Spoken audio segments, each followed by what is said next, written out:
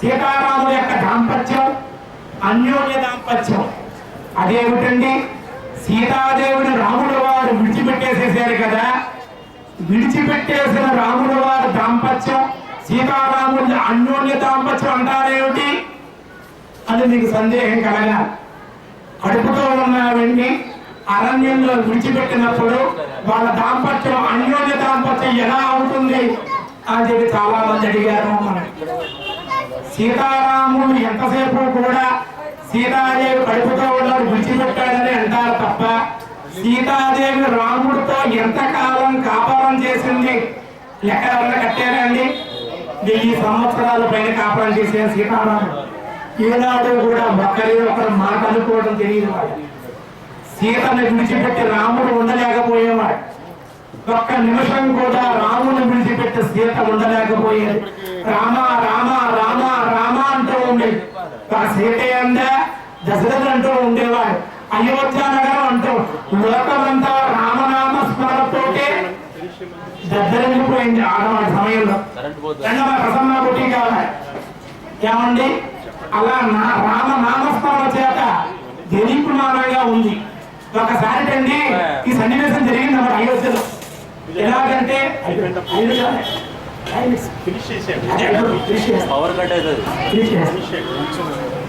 సీతాదేవి రాముడు వారి పెళ్లి వాళ్ళ బొడ్లో పార్క్ ఉంది, అంటే ఉద్యానవనం. మీ భాషలో చెప్పాలంటే పార్క్ అని చెప్పాలి. ఒక చెరువు ఉండి చక్కగా కలవపూలు అన్నీ ఉండి చాలా చక్కగా పుష్పాల చేత సుగంధ ద్రవ్య పుష్పాల చేత మొక్కల చేత ఉంటుంది. అటువంటి సమయంలో సీతాదేవి మీద బుధం మీద రాముడు వారు చెయ్యి వేసి నడుచుకుని వెళ్తున్నారు. కండలా పూజ చేశారు, పూజ చేసి ఆర్తి నైవేద్యం పెట్టేసుకోండి. నడిచి వెళ్తూ ఉన్నారు. సీతాదేవుడు రాముడు వారు అడిగారు,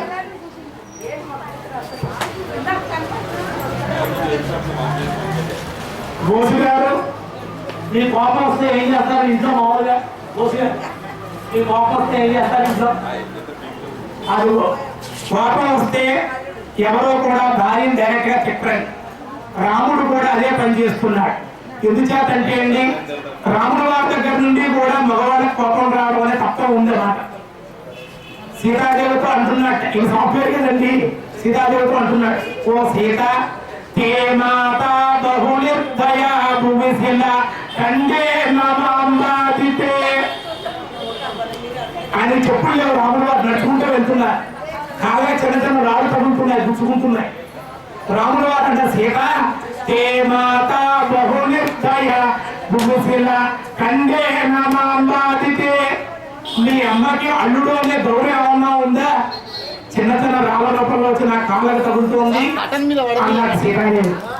అంటే సీతాదేవి తల్లి భూదేవి మాట అంతేత వీళ్ళు అమ్మని అంటున్నాడు అన్న. అప్పుడు సీతాదేవి ఏమందో తెలుసండి, లోకే ప్రీతన కలుగుతానీవు నహిత పద్మాంకితే. ఓ ఫోన్లే స్వామి, లోకంలో ఉన్న ఆడవారి యొక్క సంఖ్య బాగా తక్కువగా ఉంది. మీ కాళ్ళు రాళ్ళగా తగలడం వల్ల రాళ్ళు స్త్రీలుగా మారుతున్నారంటే ఆడవాళ్ళ సంఖ్య పెరుగుతుందండి బాబు అని. అంటే ఈయన కాళ్ళు రాయికి తగిలి స్త్రీ రూపాన హామీగా మారింది. కౌంట వేస్తున్నాడు రాముడు గారికి. అప్పుడు అంటున్నాడు రాముడు, ఓ సీత నా రాళ్ళు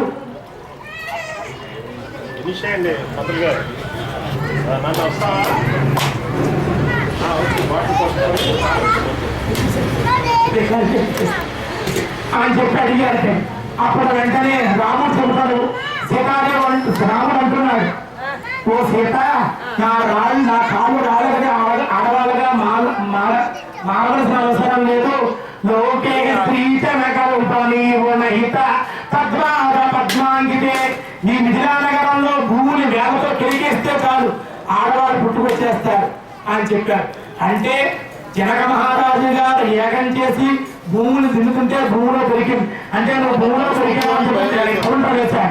అప్పుడు ఆయన చెప్తాడు, ఫోన్ స్వామి అలా భూమిలో దొరికిన అమ్మాయికి ఎలాంటి ముగ్గురు వస్తారో తెలుసా?